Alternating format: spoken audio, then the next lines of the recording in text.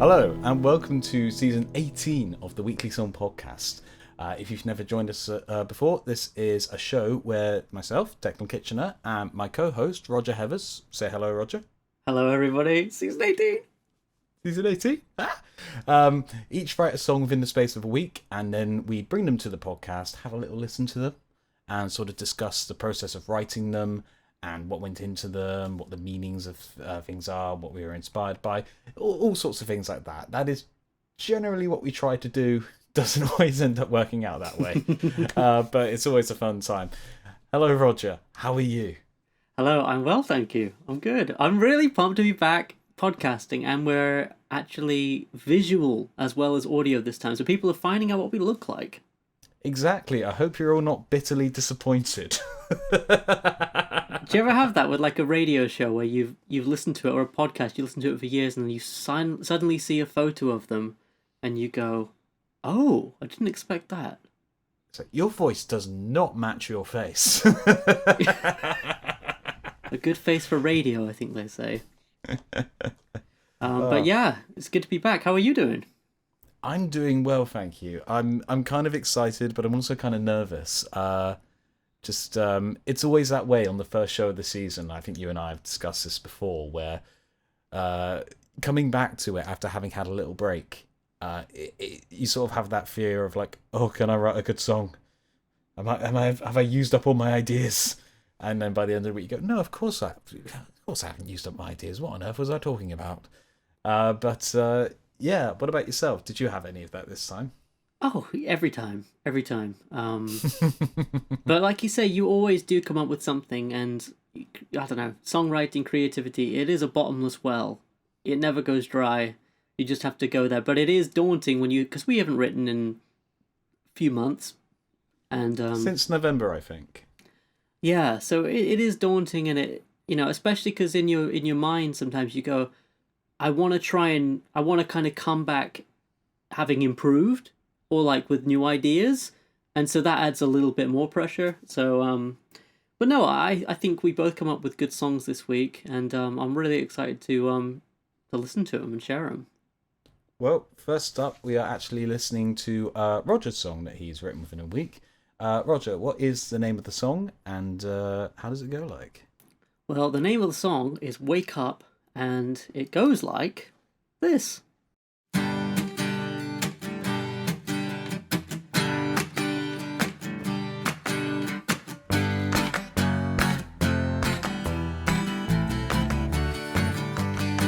As soon as I wake up, I notice something over my eyes.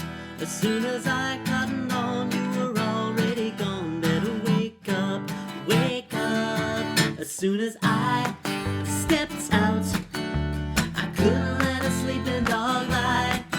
When my mind goes south, all the words from your mouth tell me wake up, wake up, wake up. Don't go back to bed again. As soon as I fall down, I notice someone there at my side, with a hand outstretched, and the words they said made me wake up, wake up. You've got it all mixed up.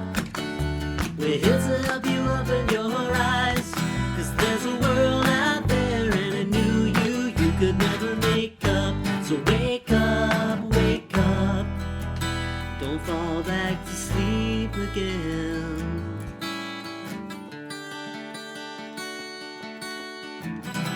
I don't know if it's right or wrong. I don't know how to fight. I don't know where to run and hide. Take my hand, be my guide.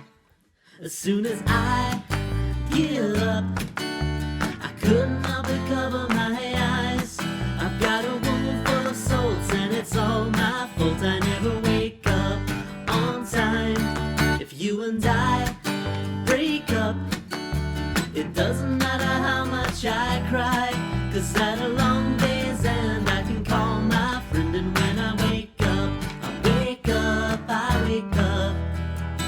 there's somebody there again.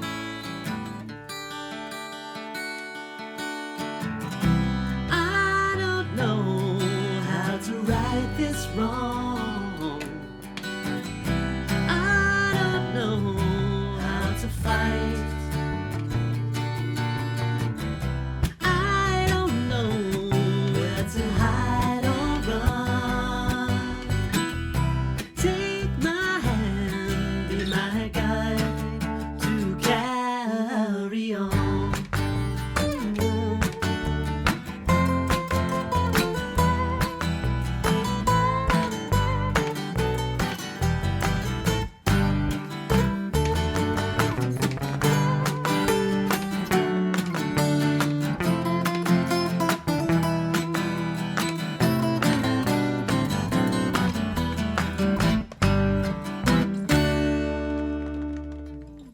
So that was Roger's first song of the season, Wake Up. And I'm definitely awake. I was having a nice little dance to that one. That is a lot of fun. This kind of feels very Roger classic in a way. Like there's a lot of your favourite little things that you do in here, but also some really cool stuff that I don't think you do quite so much. Where does this one start for you? Well, thanks. And it starts with a rhythm. So it's funny you say it's like quite classic Roger, because it is, like, in that sort of the tempo and the strumming pattern and everything and the chords. But I tried to make this into like a punk rock song. That's how I started it. Okay. So you shifted a little from that goal. A little bit. In fact, I was so adamant that I wanted to make this like a fast-paced song that I tried to force it. Because basically the way I started the song was Monday or Tuesday, the beginning of the week, I was listening to a lot of Ramones and a band called The Shivers, who are from the late 80s, both of which are very fast-paced, like, you know, very fast-paced punk, melodic rock. And so I set that as the rhythm I'd write to. So originally this song was very much like, as soon as I wake up, I notice something over my eyes. So still the same rhythm, same melody, same lyrics even, but much faster and much more with a different type of production in mind. And the further down the demoing process I got, I was like, I just noticed I kept on slowing it just a little bit, until I ended up back in my comfort zone, which is so often the case. But you do feel songs like pulling you a certain way sometimes, don't you? Where like you think, yeah, I'm going to write a real rock one this time, or I'm going to write something that's got a bit of a beat to it, and then you think, no, this has just turned into a folk song. Why has this turned into a folk song? I guess I've written another folk song. Damn my rustic ways. I mean, it does happen sometimes. I mean, I think this is something you and I touch on quite often, is like trying to break out of your wheelhouse. Because you want to explore, you want to kind of come up with different types of music, but some types of music seem more natural for you to write, some rhythms are easier for you to write in.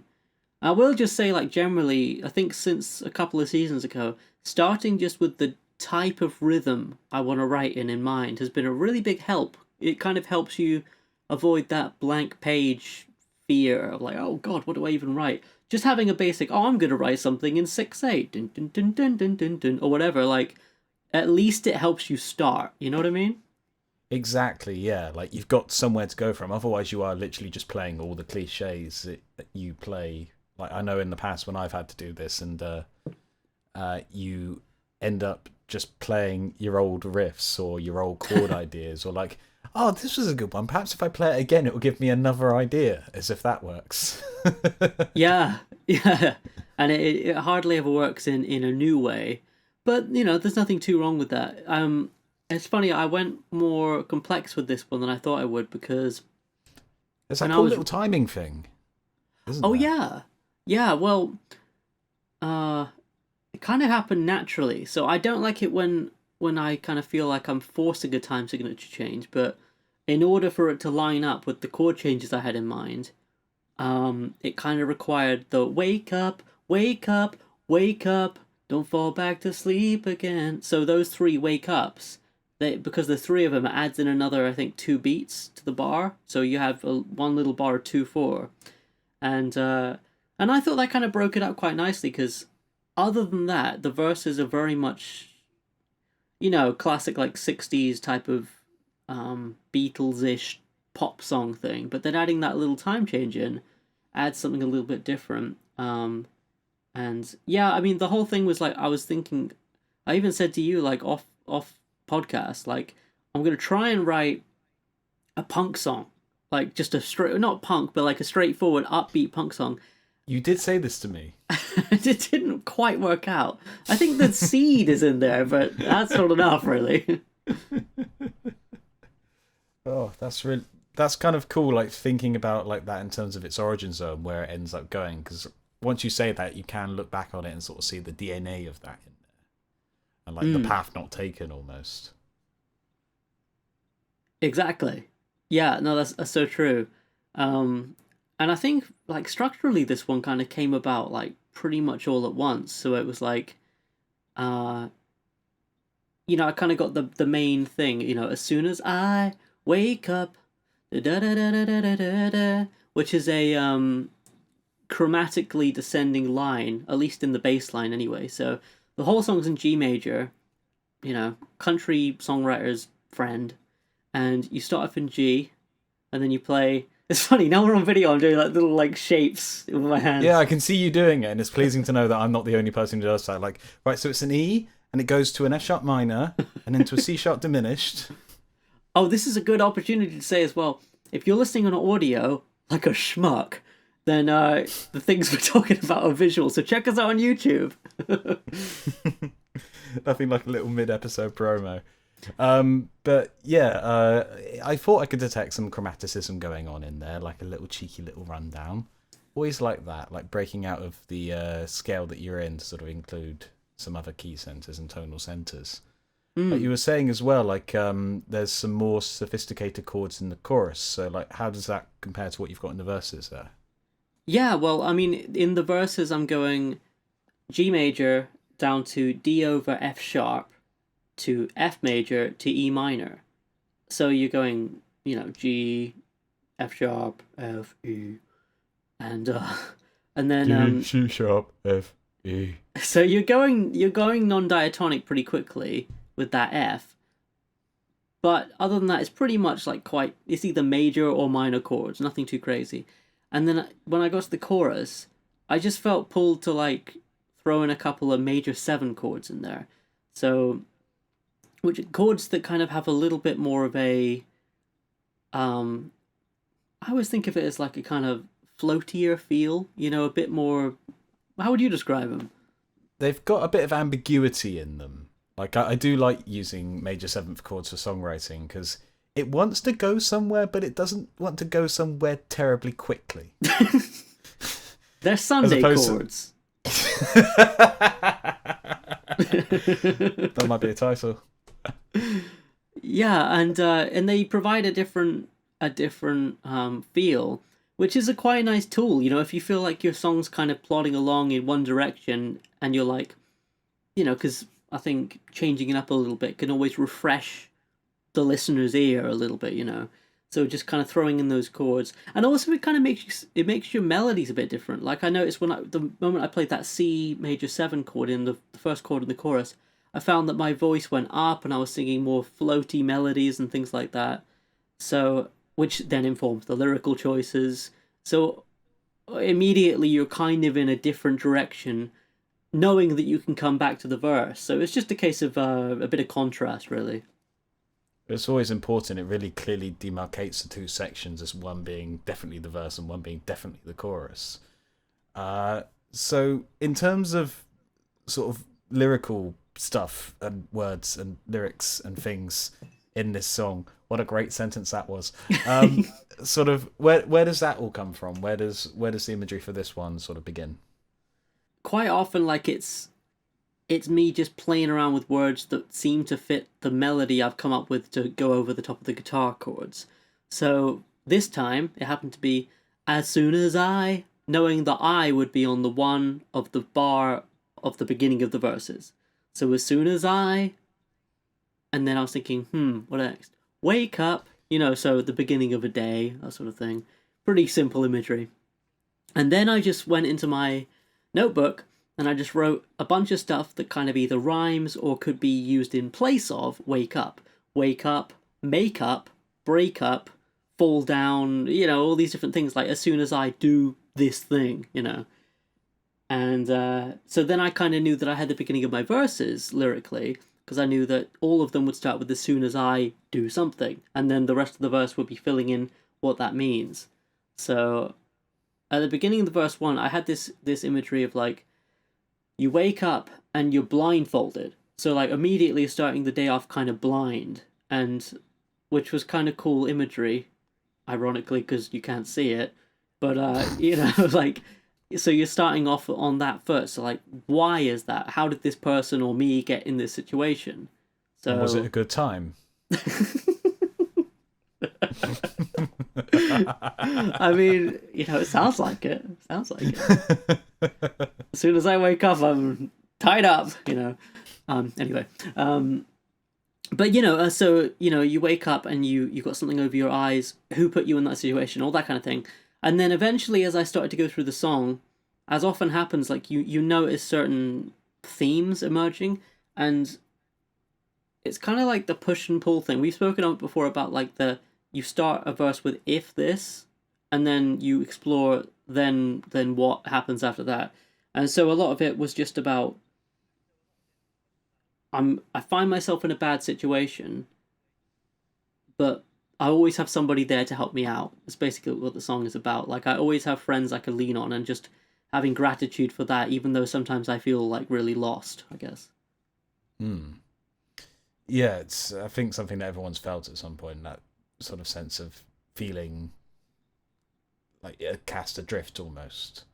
But it's kind of interesting that all comes out of that one vocal hook, as opposed to sort of being preordained, like, I shall write about my feelings, I shall feel them now. As opposed to like, okay, what would be a cool thing to come out of here? Wake up, break up, shake up, fall down. Well, as you can see, I've quickly ran out of things that rhyme with wake up. I used all the good ones in verse 1 and 2, and like by verse 3 I was like, fall down, that'll work. And it definitely rhymes. So I mean, yeah, just kind of exploring that. And I found it, the last point in the lyrics I'll say is like, just allowing myself for things not to make sense at first, I think is a good thing, particularly if you're a new songwriter listening and that sort of thing, or watching. You might go, oh, it needs to make sense, and bloody hell, my second verse already doesn't make sense. But you can kind of make things make sense. You can kind of follow that sort of elusive, like, it sounds good but it doesn't make sense, to the point where, I mean, every season for the past few seasons, I've been like, I want my words to make more sense, for the song to be about something. And I still think that, and I want that more than ever now, rather than it just being this nebulous thing. But it doesn't have to make sense at first, I guess, is what I'm saying. So the meaning isn't initially going to be there, but once you just have to trust that it will arrive at some point, basically. Definitely. And I think if you kind of get into that songwriting mode for long enough, don't you find, like, you can't help but express what's going on in your inner world? There is some stuff where you write it and then you suddenly think, where on earth did that come from? Yeah. Like, I did not know that I was holding on to X, Y, or Z. I know. I mean, I've done stuff before, like, where I'll record an album and then I happen to listen to it, like, 8 months down the line, and I'll go, bloody hell, I could hear what I was going through at the time, and I didn't mean it to be that way. It's funny. It's like, man, that guy was going through some stuff. But yeah, I mean, pretty simple song this time round. Couple little tricks in there, but just kind of a simple pop song. So that's kind of it for that one. And I'm excited to move on to yours. Well, I just want to say that I really like your song. I really like as well, I just want to mention that it sort of ends on that guitar solo outro with the slightly different feels in there. I think that's a cool trick. I like that. 1 out of 1. Thank you. Moving on to my song for this week. Yep, the first of 7 from me for this run, and this one is called Not Enough, and it goes something like this. I know I'm wearing thin, and I am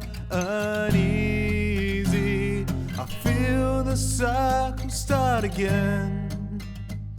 This well-trodden path I have walked, I'm stuck as a silhouette of all I could have been. No, it's not over yet. But boy, does it feel like a law that's real. I lost myself in amongst my days, and the same routine locks my mind away. Losing grasp on the things I love. I have been knocked down, trying to stand up. I have tried my best, and it's not enough.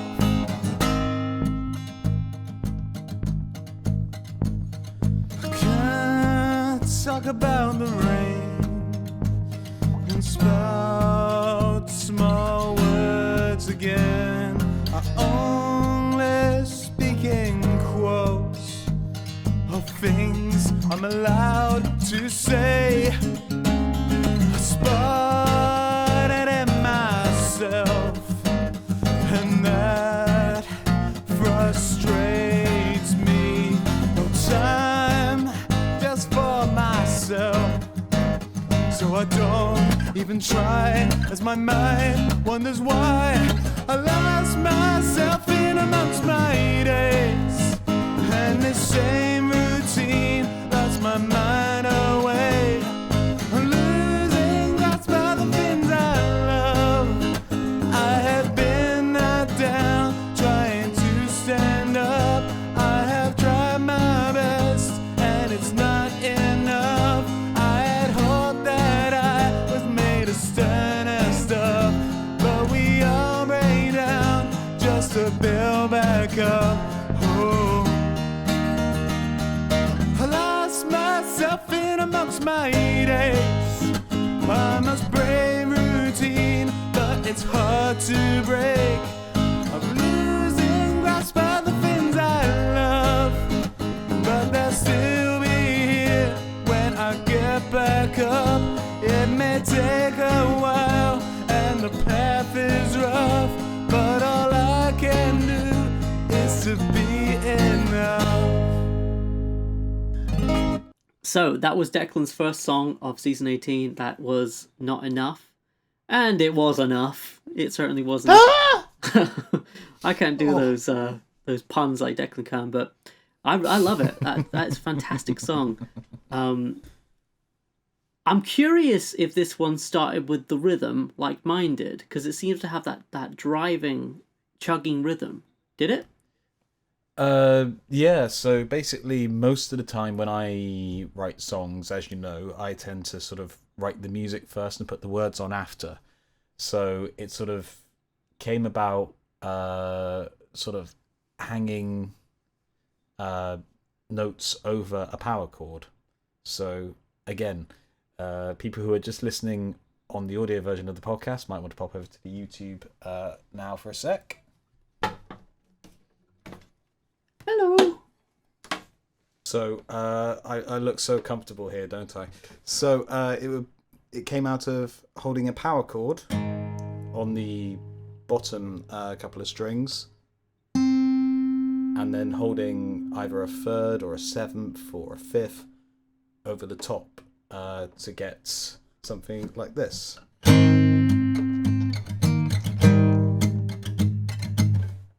Okay, I see. Yeah, so kind of like a suspended sort of thing. Yeah, exactly. So it was built on that, and then eventually the chugging sort of thing came in. So it's just like, okay, cool. I've got a rhythm. I've got somewhere to take it throughout the course of the song. And I thought, just with the way the chords were shaping up, in a sort of similar vein to you, I thought this was going to be a bit more of a floaty one, a bit more like just ethereal. And it didn't quite work out that way when we got to the chorus. So I thought, oh, okay, let's play into that and just have a bit happening on the verse 4 there. But yeah. It's brilliant. It's really cool. It's funny how it kind of sometimes a song takes you in a different direction than you'd expect. Like yours was kind of the opposite to mine, where you were like, it's gonna be this floaty thing, and it's like gonna be a loose. And then you get to the chorus, something takes over, and you go, nah, it needs to be in a different direction, which I love. So, like, you know what? Just actually, let's put a bit of energy into this one, shall we? I'm curious as well, because like when you got to that more energetic part, the lyrics seems to shift as well. So like, did that inform the general tone and emotion of the song as well? So this one was a bit of a weird one in that I ended up writing the chorus first. Normally what I do is I just write into the abyss. I know. Normally what I do is I end up just getting my melody in order, knowing roughly what the shape of the tune is going to be, and then trying to write words that fit. For this one, I sort of did that, and then the chorus bit had words that came first. I lost myself in amongst my days, all that sort of stuff. I was like, okay, cool. This is something that I was feeling. Now the task is just building up to that, escalating that, and backing down from that in verses 1 and 2, 3 and 4, and in the bridge. So in one way it was nice and clear, because then I sort of had a roadmap of knowing, right, I need to reach here by XYZ point in the song. But also like, okay, right, how do I escalate this while keeping the words the same? Yeah. I like the fact that you came up with the chorus kind of first, at least lyrically. I'm curious if, because you had those words, I mean, kind of like we were saying before, like, you can't help but kind of express what's going on with you. And I'm curious if, like, when you wrote that chorus, you were like, I think I know what my verses are going to be about now. Did you feel that way? I had this thing of I think I know what they're going to be about, like trying to sort of second guess myself. And they ended up being a bit different because they obviously end up being that way. I think the only bit that sort of stayed in was the two bits. I can't bear to talk about the rain again. I'm not talking about the weather and having the same conversation for the 15th time today. Can you tell that I work in customer service? But also the other bit was like I can sense this in myself and it frustrates me. So those are the only two sections that I knew were going to be in there and sort of remained in there. And I think they're probably the weakest parts of the song at the moment. Because like I think I rhyme myself with myself, which is always a strong look. That bit needs a bit of a rewrite, but everything else, the stuff that I didn't know was going to be there, seems to be a bit stronger, at least in my ears. I think the whole thing's really strong, and I think one of the reasons the strength is there to my ears is that the feel of the music matches what I read into the lyrics. I mean, of course, I'm going to read into lyrics maybe something different than what they are, but I get that sense of sort of like kind of being tired of the mundane a little bit and a bit sort of tired of being in a routine, perhaps something like that. But the music matches that really well. Am I at all near the lyrics, or? You're quite close, yeah. It's sort of like sort of being worn out and tired and sort of disconnecting, and you sort of being able to see it and sort of see it happening, like seeing a car crash in slow motion ahead of you, just like, okay, right, how do we put the brakes on this one? Yeah. But yeah, I think it's worked out quite well in that the tone does match what the guitar is doing. Sometimes it does end up you try and play against it or things don't quite gel, but I like that sort of ticking under there is sort of helping to sort of build that tension slightly throughout the whole thing, which is not intentional in any way, shape or form, but it's worked out okay. So if anyone asks me and they're not from this podcast, why not? It's great. I mean, it was intentional the whole time. I plan these things so far in advance. I'm good at my job, I swear. I think one thing I've got to ask you about, which I'm sure the listeners will have noticed as well, and viewers, is that diminished chord, I think, or something in the chorus where you kind of go down a step and it's like, ooh, that's nice. So what was that? How did that come about? You're quite correct. It is a diminished chord. Yes. So you're talking about I have been let down and I'll get back up. Oh, that section. So that started out being when I initially wrote it being a C sharp. The whole song's in A flat, by the way. So it was C sharp, A flat diminished, and then back to A flat. I sort of realised, hold on, wait a minute. Why don't I just play A flat over the C sharp as well? So it's an A flat suspended in the bass, just boom, boom, boom, boom, holding throughout all of that. And then A flat over C sharp, A flat over A flat over A flat diminished, and then back again. I do just like using that diminished chord to sort of switch between the natural and it. There's this really nice sort of off-kilter sort of movement to it, which sort of adds, it's got a bit of a suspense, like kind of energy to it, which I think is really fun. Definitely. I when I first heard the song, I was like, I thought of that change as almost diagonal, if that makes any sense. Yeah, it's almost like, it's kind of like the opposite of like the suspension, like the James Bond thing, where like where a chord is like stretching up. It's like kind of Yeah. And it works to great effect. It really does, and it's nice because the chorus has that shift in tonality, because there is something pretty magnetic about that chord change, whereas the verses kind of go back down to that more chuggy driving section again. I mean, do you think about those kind of contrasts consciously, or do they just sort of happen? They just sort of happen. I am not that smart. Me neither. But when that sort of diminished thing came in there, that sort of then ended up dictating what the bridge was going to be. So it's just like, okay, cool. So how about we have a bridge that feels like it's extending out of the chorus? So instead of those chords I said a moment ago, C sharp over A flat diminished, A flat, you have a run from B flat minor, A flat, G diminished, F minor, and it's going in the same direction, but it feels different, and it really neatly allows you to get back onto the fifth to go back into the chorus again, which is E flat in the key of A flat. So it's like, okay, cool, this works, and it just feels natural coming out of that. That's the only sort of intentional little bit there, but the rest of it is pure accident because I'm not very smart. So at this point in the writing process, I've got to ask you about the lyrics, because sounds like you kind of got your musical structure down, you got some cool ideas going on in there, some cool chord changes and stuff, and you got your feel, obviously, and your chorus lyrics. So where do you go with the lyrics, and how do you decide what they're going to be about?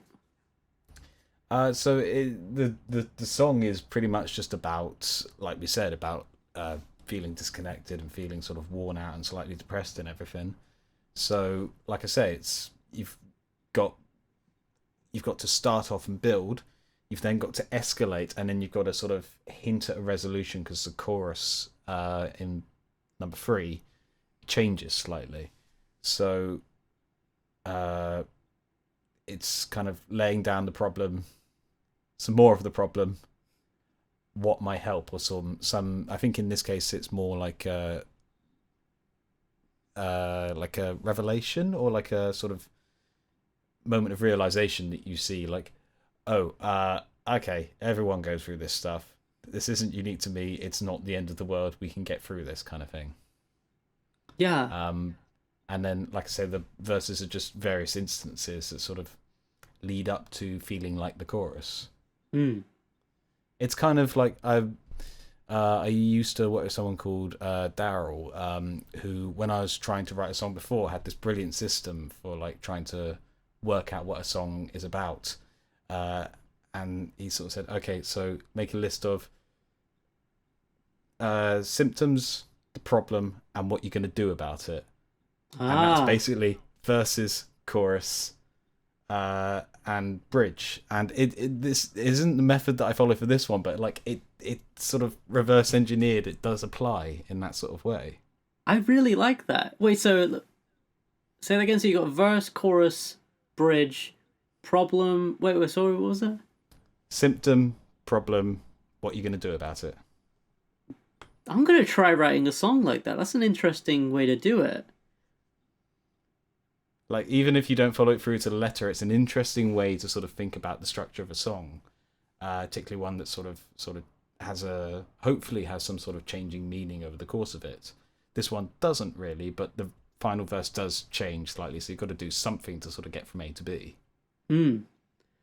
Yeah, I think just having like sort of shifts along the course of a song is a good framework because it allows you to kind of complete the song, but B, it's a good sort of like pivot system because yeah, you have the problem, but then you also have like a different take on it or a solution or a different perspective or, like you said, a revelation or something. Yeah, it's just good structuring, essentially good storytelling. Like if you see the Motown people talking about how they wrote songs and everything, they're always talking about the story of the song, and like there's no story here, that you need to get a bit more structure in there, like things that happen and progress all the way through. Which it's good writing if you can do it. And on occasion, I try to.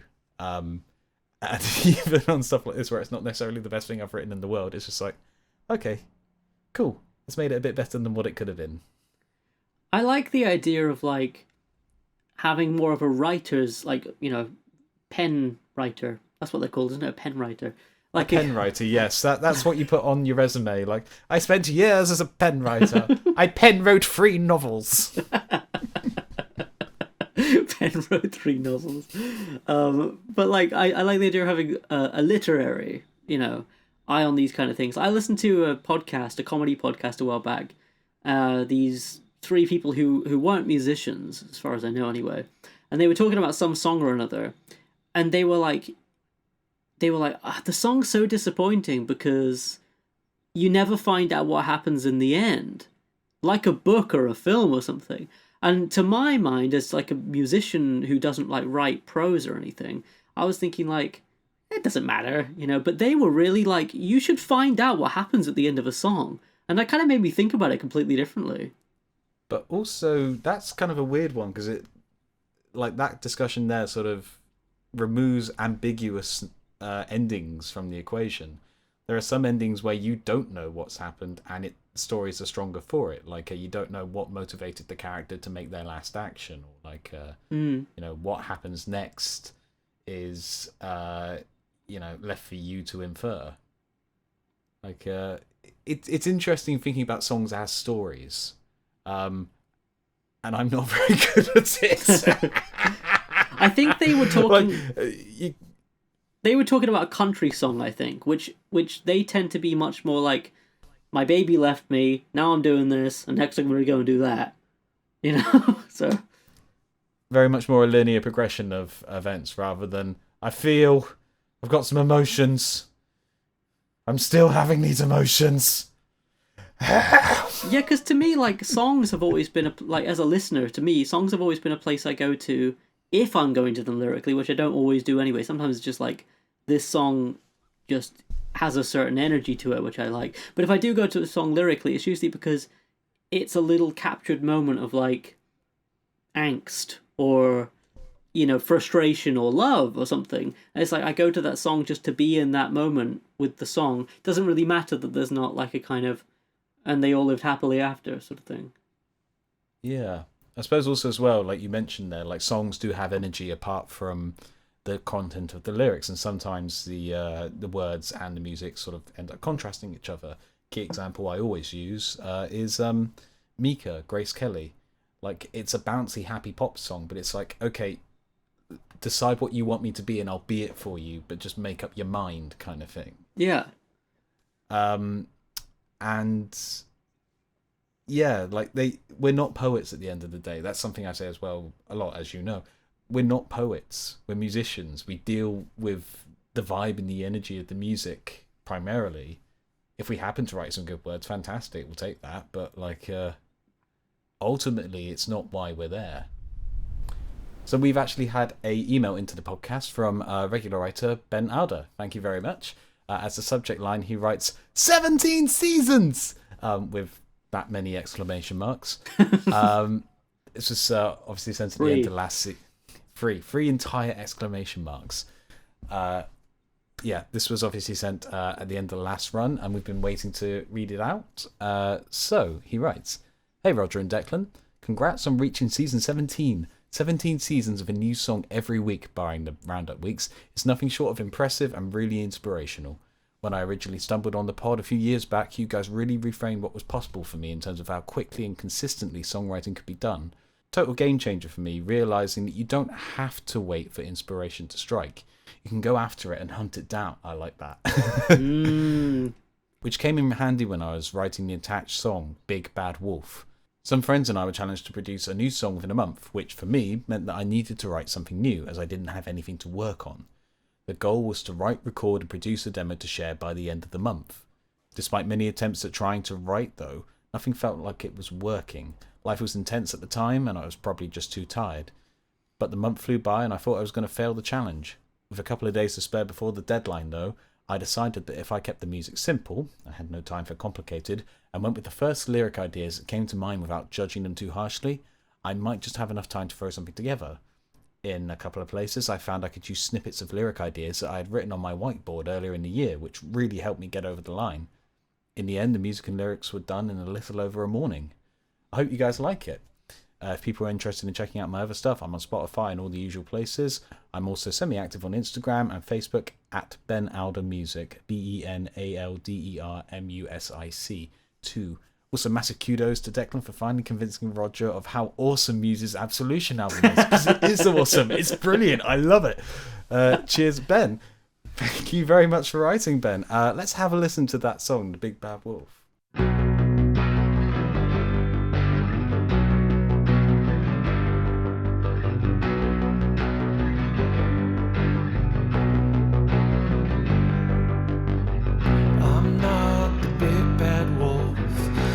Let me in. Not everyone's an enemy, and you could use a friend. Hard to confess your sins, harder to repent. And I'm not the big bad wolf, and you could really use a friend.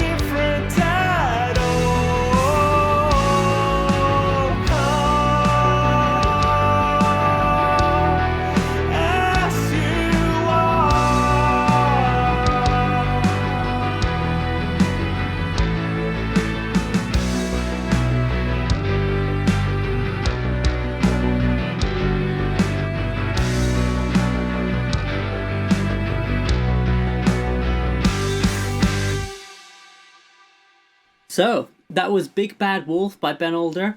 And I've got to say, it kind of comes back to what we were saying earlier, Declan, about, you know, you go a while without writing and you go, can I write something again, you know? And, I mean, if that was the first thing after a little hiatus from writing, fantastic. Just so strong. Yeah, I wouldn't be disappointed if I had that in my catalogue. That's quite a nice song. I love that sort of driving synth throughout it and sort of the tone of the guitars. And Roger can attest I was doing a wee bit of air drumming there when the drums came in. It was fun. Yeah, I mean, just sonically too, the drum sound was really nice, and everything was really well balanced, and some lovely vocals. It felt very choral in places in the middle. Definitely. And I got to say, I like the idea as well of kind of going back to that lyric whiteboard as well. That's a really cool idea. Kind of going like, what should I put in here? And going like, well, I've got like a kind of pool to draw from, which is cool. Almost like those sort of adverts you see where you can sort of take tabs off the bottom, like here's lyric ideas, take one. Yeah, exactly. Oh, fantastic. And also, thank you very much, Ben, for the things you said about the podcast and kind of rethinking about writing, sort of, and going after writing rather than waiting for it. I think is which is fitting with a song called Big Bad Wolf.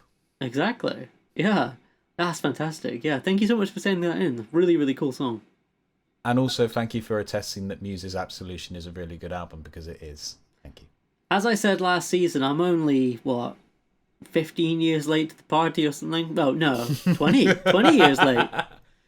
Damn. Whew.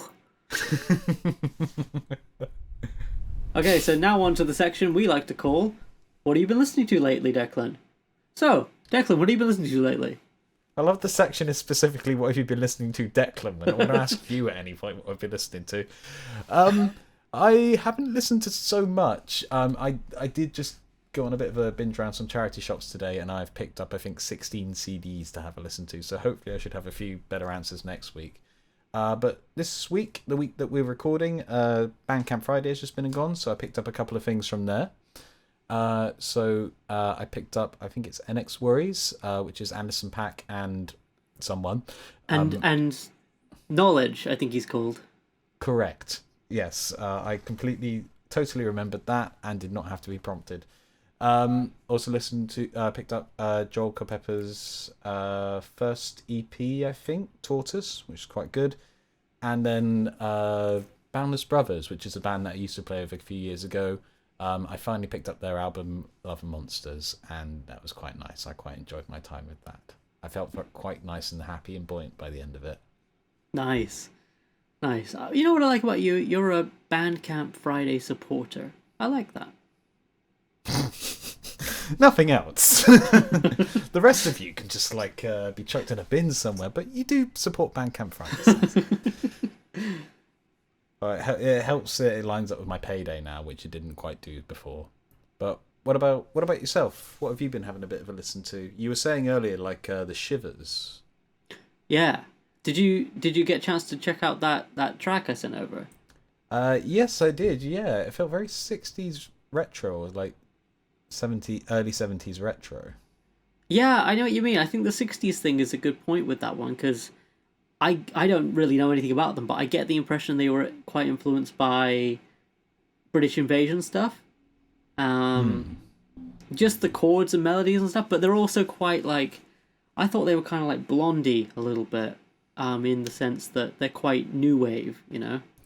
It's kind of interesting because Blondie do have a little bit of the 50s in them with some of their songs, but then they are also quite 70s punk in certain areas, mixing in with disco. I do like Blondie. I just want to think about Blondie now. I just want to listen to Blondie as well, rather than just think about the existence of the band. Listening to their music is probably a more fulfilling experience. Sorry, we were talking about. It would be funny now if you just logged off the chat and it's Declan left the conversation and you just went to go and listen to Blondie. You just hear off the microphone, you're not even offline, you're just distracted. But yeah, I listened. I watched the Ramones documentary End of the Century a couple of weeks ago, and that had a big impact on me, because they were one of the first bands, the Ramones, that I ever really got into when I was younger, and I kind of got back into them again recently. and listen to them a little bit differently, and just realize how much I like simple power chord fast music. And the Shivers are like that too, but they're a little bit like, you kind of listen to them on the surface and you go, that's like 3 chords or something, but they've actually got quite a few different turnarounds and interesting changes and stuff like that in there, which I obviously enjoy. But they're one of those bands that has, I think they put out 2 albums or something, and it's just such a shame there's not more. They give me a bit of a vibe of like almost Jellyfish, like Yeah. to a degree. I think Jellyfish probably sound a little bit harder based off the one track that you sent me, but yeah, I can sort of see that part of vibe in them. Yeah, same here. Same here. I think they both get categorized in the power pop subgenre quite often. So I guess they're tied in that sense. But I mean, anything that's like melodic guitar-based music, I'm a big fan of. So I'm getting back into that sort of more new wave punk sort of sound at the moment. So I'm enjoying it. So next week, you will be Debbie Harry. I hope so. That is the hope. The best answer. I hope so. Yeah, that is the hope. Yeah, I haven't been listening to a ton recently. As I've said before, I kind of go through phases where like I'll just get into a band or an artist for a few weeks at a time and just listen to them pretty exclusively. But that may all change next week. You never know. You say that as if you've got some big thing like coming up or something like. So next week, I'm downloading all of music history into my brain. It won't be long until you can do that with Neuralink. I heard the first person in the world had Neuralink put in there. They got spam, so much spam. Oh my god, can you imagine? I mean, we get spam and we're just a little podcast, but we have a Neuralink in there. Will be different. Here, can't be having any of that Neuralink in here. I like my brain free of spam, thank you very much. I don't want you to send emails there. Oh. No, keep that Neuralink over the Tamar. That's what I say. But I think that brings us the episode to a nice ending note, if you will. Resolution, if you will. And the note is E. Wait, was that E? Was that E? Close, I think. No, actually, it was G. Sorry. I feel like I've lied to everyone. Well, on that somber note, no, thank you everybody for tuning into, watching, and listening to the first episode of season 18 of the Weekly Song Podcast. It's fun being on video. I'm having a blast with this. This is fun. It's nice knowing when you stop speaking, so I don't interrupt you quite as much. I mean, it's just been fun. It's just been fun. So join us next week for another episode of the Weekly Song Podcast. You can follow us, of course, on all the social medias, Facebook and Instagram. You can now subscribe to us on YouTube. Well, you could always do that, but now you can. Now you really can. Yeah, the person in charge of it before didn't put much up on there, so we're trying to change that slightly. Well, the Instagram guy, me, didn't handle the Instagram too well. We're busy people. We don't have a staff. It's just me and Declan, you know. We got songs to write, you know. We got kids to feed. Wait, what? We'll talk after the episode. News. But yeah, you can email the show if you have any feedback, comments, questions, songs of your own that you wrote in a week, or any correspondence whatsoever. Reach us at weeklysongpodcast@gmail.com. Follow us on Instagram and all the other places I just mentioned at Weekly Song Podcast. And you can follow the band that Declan and I are in together, which is called Schnookums. Declan or I, only one of us can be in the band at any one time. We're like Paramore. In that respect only. Yeah, and you can follow Schnookums on Instagram. That's at schnookums.band, which is SCHNOOKUMS. And we're also on Bandcamp and Spotify and Apple Music and all the rest of it. Our debut album, which is called Attaboy, it's out now, and I think we're really proud of it. I know I'm really proud of it. I It's know really I'm good. really proud of it, but I don't want to speak for you. Anyway, I'm taking ages with this outro. So, Declan, where can people find you and your music online? Let them know. So you can find my music in the normal places that you would find music, i.e. Spotify, YouTube, Tidal, Bandcamp, Deezer, probably, who knows. Search Declan Kitchener. I have one album and a few EPs out at the moment. The album is called Apathy Will Get You Nowhere, because I'm quite clearly a cheery sort of person. Hopefully looking to get something out later this year, although 3 months have gone and not much has happened yet. So we'll see with that one. I'll be making this promise come 2034. What about yourself, Roger? Where can people find your music and your most recently released record? Well, yeah, the most recent album I put out was called Racing Alone, put out on January 26th, and we did an episode together about it, which, if you're subscribed, you probably will have heard, but if you haven't heard it yet, we go into taking it from demo to fully recorded thing and the production choices and all that sort of thing that goes into it, so take a listen to that. It'll just be down your podcast feed or up, depending on which way you scroll. And navigate your podcast feed. It will be there somewhere. It's online. And yeah, the album. But where itself, online? Online, I said. And the album itself is on Spotify, Apple Music, Bandcamp, all the rest of it, YouTube as well. And you can follow me on Instagram at Roger Heathers. You can follow me on Facebook under the same handle. And that's pretty much it. Thank you all very much for listening to the Weekly Song Podcast. We're both pumped to be back. We're excited to bring you 2 fresh new songs next week and discuss how they were written. And I think that's pretty much it. Ta-ra! Ta-ra.